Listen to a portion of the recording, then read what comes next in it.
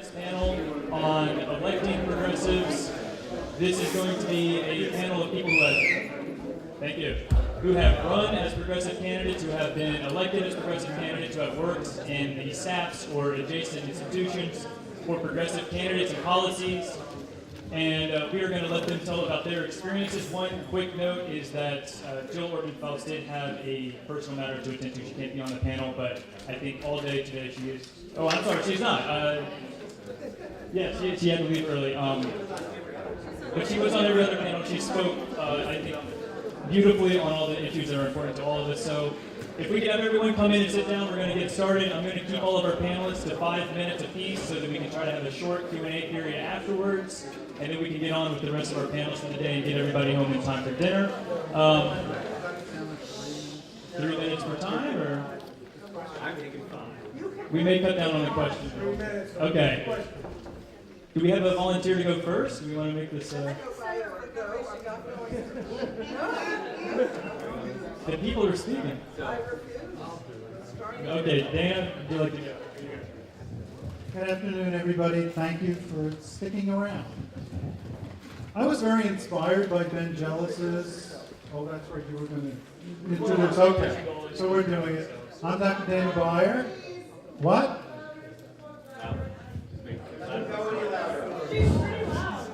Yeah, okay. It's hard. Okay. I'm Dr. Dana Beyer. I'm Executive Director of Gender Rights Maryland. I've been on Progressive Neighbors Steering Committee for a decade. It's hard to believe. I write a weekly column for Huffington Post, and I've run for office, state office 3 times. So I know what it's like to run for office. I was very excited to hear Ben Jealous speak today, and I'm excited about his pending candidacy for governor. Ben touched on something which I find critical, and that's the use of language and symbols to motivate people. We've been living in a constitutional crisis since January 20th, but the silver lining of that is that we've had an awakening in this country. We've found that there are millions, probably tens of millions of people who have awakened to the fact that a functioning democracy requires their participation. This is something I have not seen in my lifetime since the 60s.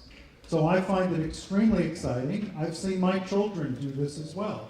I know there are some people in this room who have grandchildren who've been engaged and who've been out in the streets. This is important.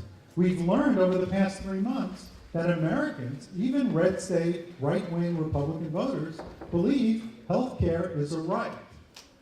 I've been working with Karen Montgomery and others. I've been working on this issue for 4 decades. It seemed like an impossible dream. Even though every other civilized Western nation has this, but now it no longer is, because even Republican pundits, even the most conservative, are saying Americans believe this is a right and it cannot be taken away, except for those who happen to be in Congress at this point. We probably will see single payer within our lifetimes, and I never thought we'd say that. Okay, now you're going to be around a lot longer than you think. So the world has shifted on its axis. The ideologies are not the same. It's no longer left versus right. It's this white traditionalist, supremacist, ethno-nationalist, fascist movement against basically everybody else. And Ben Jealous made an important point. We can no longer look backward and keep litigating the last election. Bernie people, Clinton people, the apathetic, the independents, we all have to work together. We cannot afford litmus tests.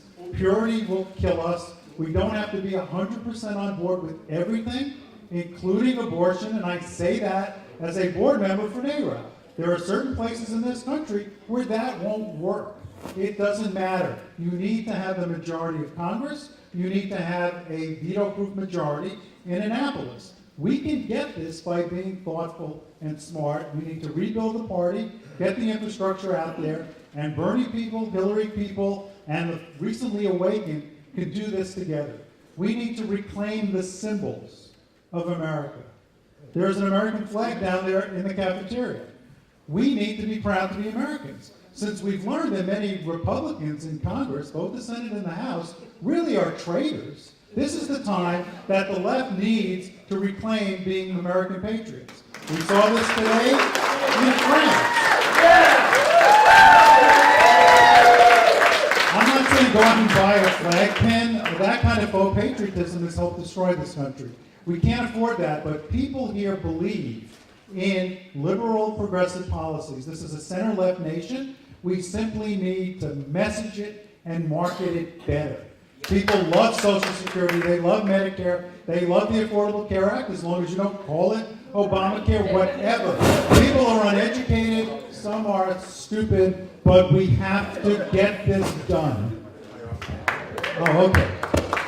We can't do this, and there are many, many people in this room who are going to help make this happen. Now, simply because I'm going to be cut off on the practicalities of running for office. It's not easy. Everybody wants to do it today. I think that's great. Not everybody's going to end up doing it. Even public financing is a difficult lift here. People need to read the fine print.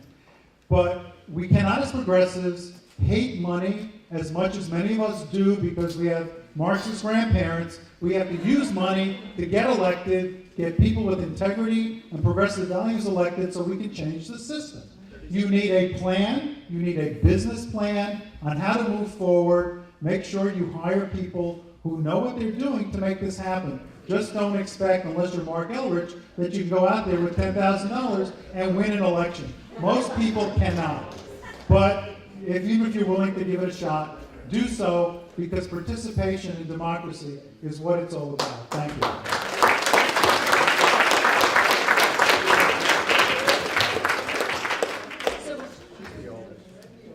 My name is Gina Angelo, but before I start in on my talk, I'd like to ask the audience, how many of you are planning to run for office or have run for office? And how many of you have worked on campaigns?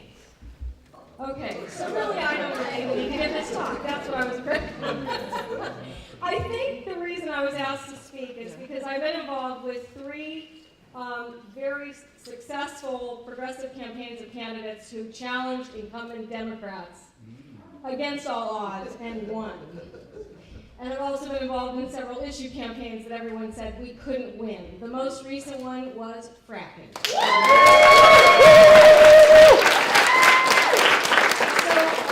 I don't have any formal training in this. I'm trained as a physician like Dana, right? But I got really upset after the 2000 election and decided that I had to start getting more involved in the citizen side of participation, and one thing led to another, and it's sort of obsessive. But my point is that everybody can do this. It's worth taking one of those classes. I took one of the very early Wellstone Action Training camps, and from there it was on the ground, hands-on learning.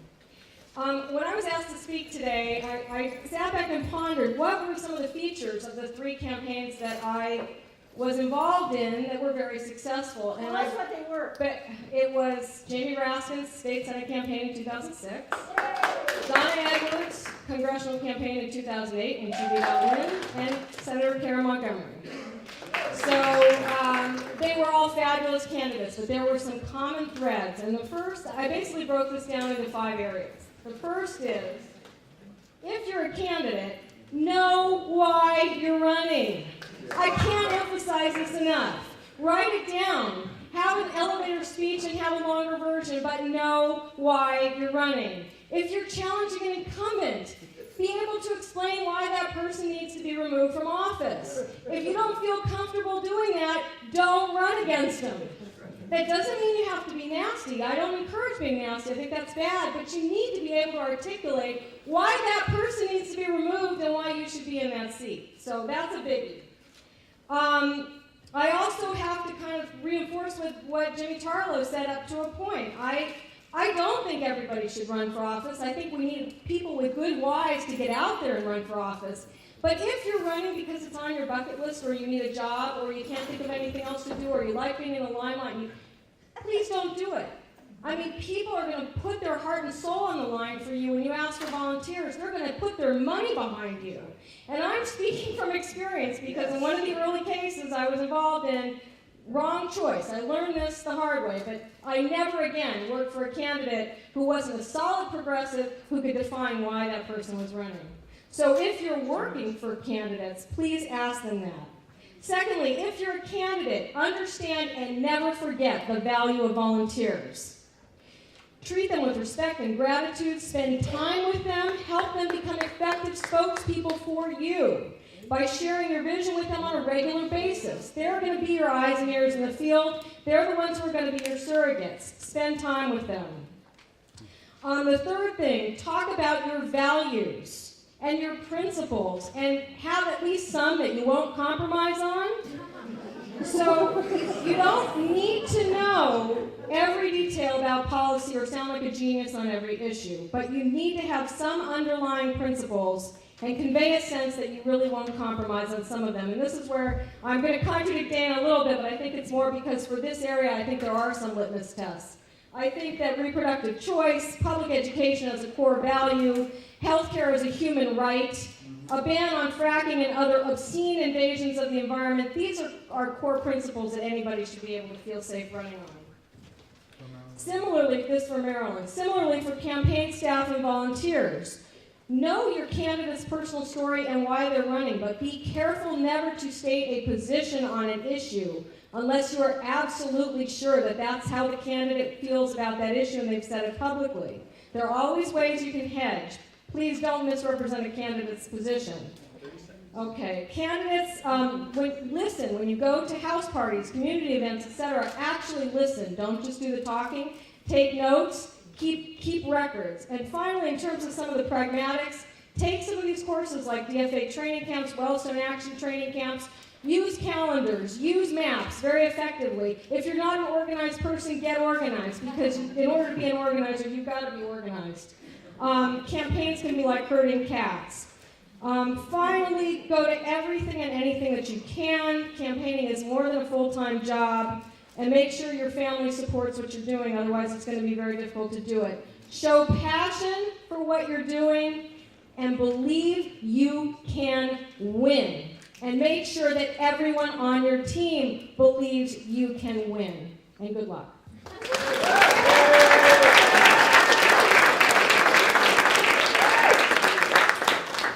So before my time starts ticking, I want to make one announcement I was asked to make. There's going to be a governor's forum, hopefully, that United for Maryland is putting on in June 3rd in Germantown. A couple of candidates have agreed for it, and they are working to get the rest of them involved. So keep your eyes peeled for that. UnitedForMaryland.org. So having violated at least one or two of those maxims that Gina had laid out for campaign workers, I want to say it's excellent advice because I face the wrath of my candidate. It's actually a real honor to be with these very much more experienced campaign organizers and candidates. So I hope you take lessons from them as I will. I worked on a campaign 30 years ago, a congressional campaign, which was not a woman who I guess we would define as progressive today, but we were running against a Republican incumbent, and she's been in office for the last 30 years, so I feel good about that. Nita Lowey. So in that time, I've done a lot of the grunt work as a volunteer, but I haven't been as engaged as I might have been because I went off and had a career as an attorney. And more recently, I've been doing, the last 15 some odd years, I've been doing election protection, which I bring up because we had a little hiccup in Maryland last year where the Republican administration, election administration, wanted to eliminate a couple of the early voting sites, two most popular. And we know how Democrats vote, and it's early.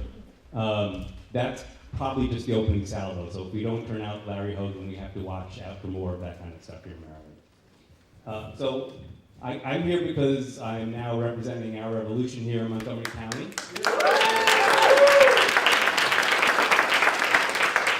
I was a volunteer on Bernie Sanders' campaign in a group we called No Go for Sanders. That's one of the core group.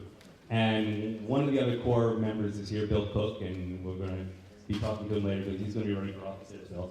But the others aren't here, and that speaks to how difficult it's going to be to maintain a progressive coalition over the years. And we have to work hard on that and demand better of each other. So we'll see how that plays out. I've been pretty optimistic. We have some wide-eyed optimists here, and I think that there is good hope for progressives. the Sanders campaign, we fell a little short here in Montgomery County, Maryland, but I really think that was in large part due to some hiccups in the campaign, in the New York campaign. We put flyers at the Metro, we hit every Metro station, and in those last few weeks, I could feel the difference. There was a palpable drop in the enthusiasm for Sanders at that point. So I think the audience is there. We had tremendous enthusiasm for months that we've been encountering voters, and I think we can still trigger that in the next 13 months. And I think that's one of our big roles here, is to keep you all engaged for the next 13 months until the primary, because that's the ballgame in Maryland, right? A lot of that's going to come from your willingness to devote time and effort and resources to the candidates. We will be introducing you to some of the candidates here, and I think that's one of the main functions of this forum, and I hope you take advantage of it to learn about them. I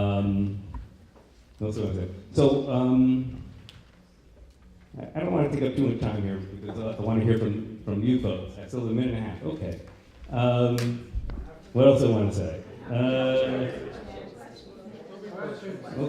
So I do want to say this. There are so many candidates who are, there were a lot of hands here when Gina asked about that. But what we have may be worse than an embarrassment of riches, because we're going to start watering down our votes. So in these next 13 months, I hope that we can come together on a group of strong candidates that we can all unite behind. And that's what I'm going to be pushing for with our evolution and through the progressive movement generally here in Montgomery County and across Maryland.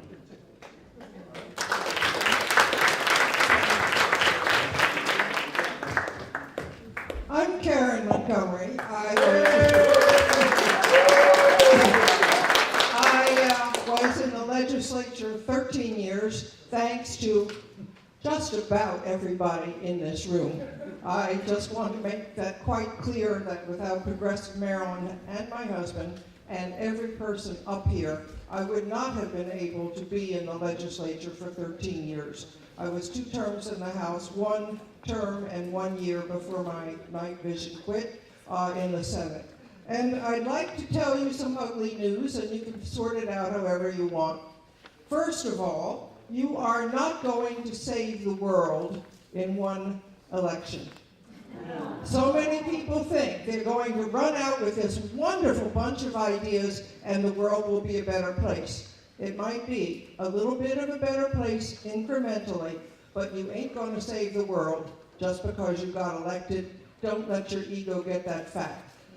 Now, if you are running, go away by yourself or with your significant other and figure out why the hell you're running. Because too many people just think it's a cool idea, they think it's nice, they don't know who they are, and they don't have a clue why they care about running. And it's all ego and maybe stupidity. I hate to bring that up, but it's always a possibility. Now, one of the other things that some of you may not like is I don't think extremes, either on the negative or the positive, or the right or the left, are helpful for you, or frankly, for your constituency. I think that does not mean you're a wuss, it does not mean you're a wimp, but it means that one of the most important things in politics, which I learned well in Annapolis, you must be willing to decide where and how you can compromise. Do not dig your heels in over something that isn't life-saving, or the world will fall to an end if you give in.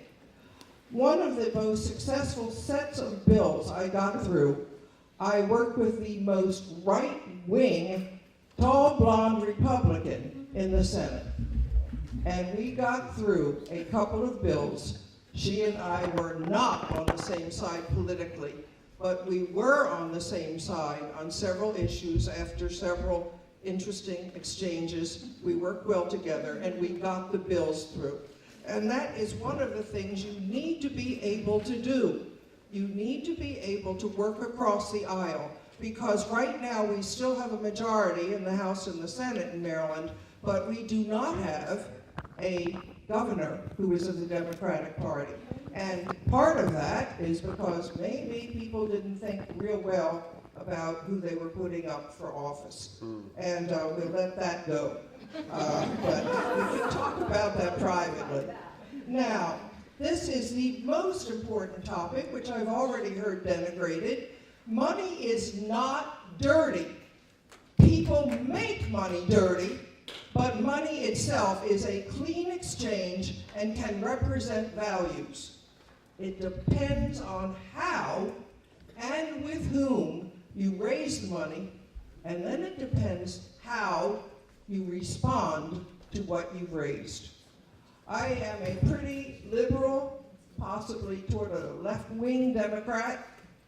I raised money largely from groups that were sympathetic, but I will tell you one very right-sided group gave me some money, which I did accept because we were absolutely together on one major issue, and that was the issue we were going to push. So money is not dirty, you need it. My husband and I scraped together $5K, which we are not terribly rich, we're nice middle-class people, and we lent it. Keep that in mind, those who are running. Lend it to your campaign. Do not give it to your campaign if you ever want it back. Because if you have given it to your campaign, it ain't yours anymore. If you lend it to your campaign, by the time I ran the third time, we needed the money, and I took my $5K out. That's very practical advice. Take that really where you should, which is in the middle of your brain, because money is needed when you run. And anybody that thinks you don't need money when you run for office has got to be crazy. The other thing that is important is door to door to door to door to door to door, and never stop. Thank you. Thank you very much. Do we have time for maybe two burning questions? It's 5 minutes till 1/4 the hour. Does anybody have two burning questions we can get? We can ask for a response. If not, we can continue. Oh, we've got one here on the side. I don't know if anyone can answer this question about vouchers. Anybody on the panel can answer about vouchers? School vouchers, yes.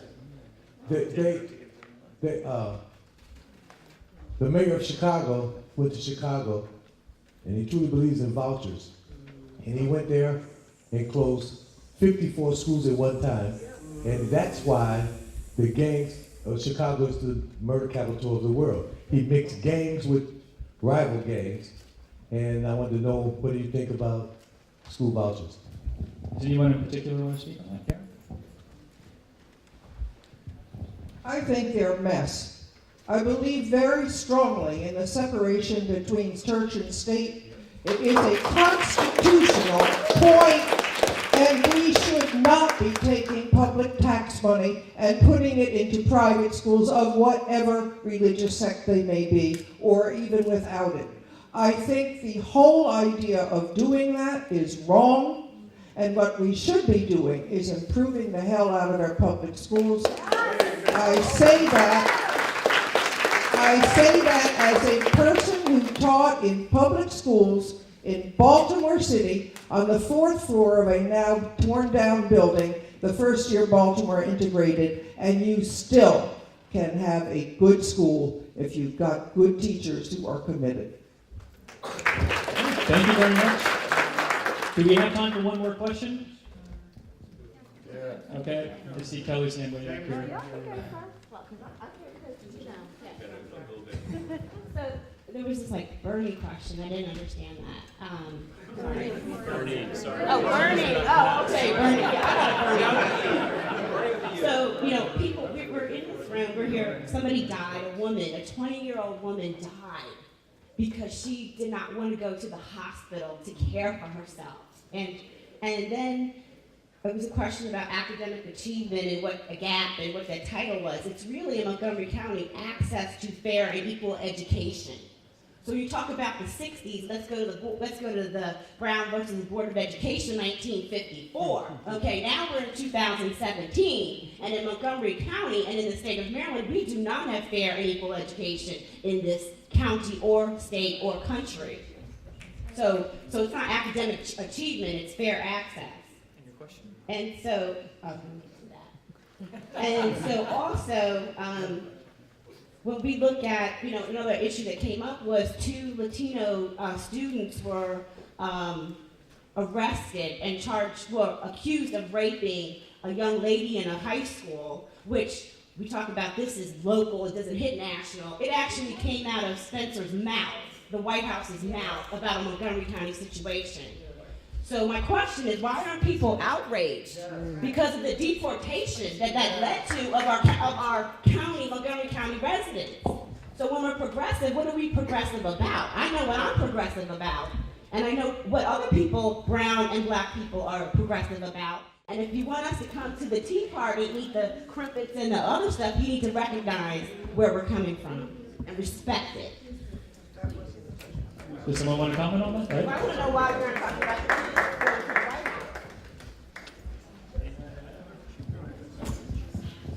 So I think that's one of the fundamental challenges that progressives typically face is we're divided into silos. There is the meetings that I go to are fundamentally a white audience. And there are black progressives, but they're operating in a completely different silo. And we have to bridge that.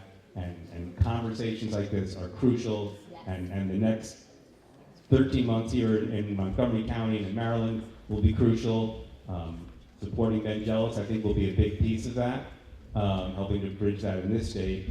And those conversations have to continue nationally over the next 3 years as we build a coalition for the 2020 election. Thank you. I'd just like to say that horrific story about the woman who died is not new. I took care of patients like that when I was an OBGYN in California. I've seen women come in blind from lack of health care, and I've seen women die and leave 4 or 5 children behind. So that is not new. That is part of what caused me to leave medicine and get involved in the policy side. Because if we can't fix this stuff in the clinician's office or the operating room, this is really a policy issue, and I think it applies across the board. So please know that, many of us are really deeply concerned about these issues. And it's not only about undocumented. When I worked in Mississippi, I had patients who wouldn't come for health care because they felt they couldn't afford it, and most of the other doctors in the region wouldn't take Medicaid. Now everybody wants to take Medicaid. Now Medicaid is an entitlement. But there have been times when people would shy away from providing services to Medicaid patients, and they would die. You mentioned diabetics and such, that I could have prevented their blindness, but they never got to me in time, and then they became blind. So, but as far as that Rockville High School issue, I think people did respond to that. I think there was an uproar here, and I think, as Ben said, we do have to care about our safety and security. It's just that we frame that differently. Treating our neighbors with respect leads to an improvement in safety. Worrying about ISIS somehow rowing across the Atlantic to get to us is an absurd fear-mongering tactic.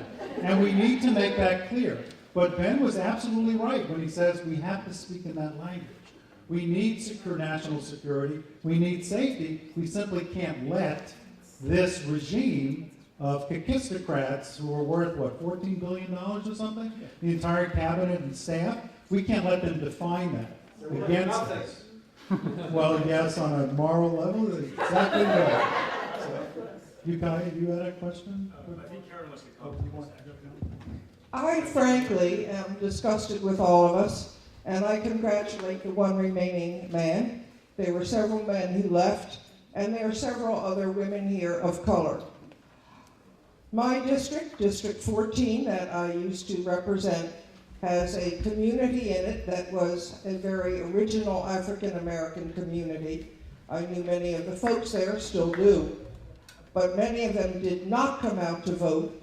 You women deserve, and you do too, gentlemen, for getting yourselves here. But whether it is outreach within the community or the failure is in our whole broad society, which I think part of it is, we need to have an audience that is for an event like this be more than 99.9 white.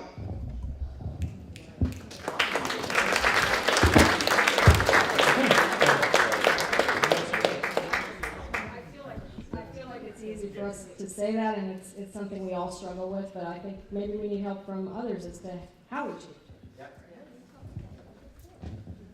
Okay, and I think we're about 5 minutes over our panel time now, so we're going to transition to the next panel. I believe Dana is actually our moderator. So thank you everyone for your questions. There will be more related questions as well, though, so I encourage you to reach out to them.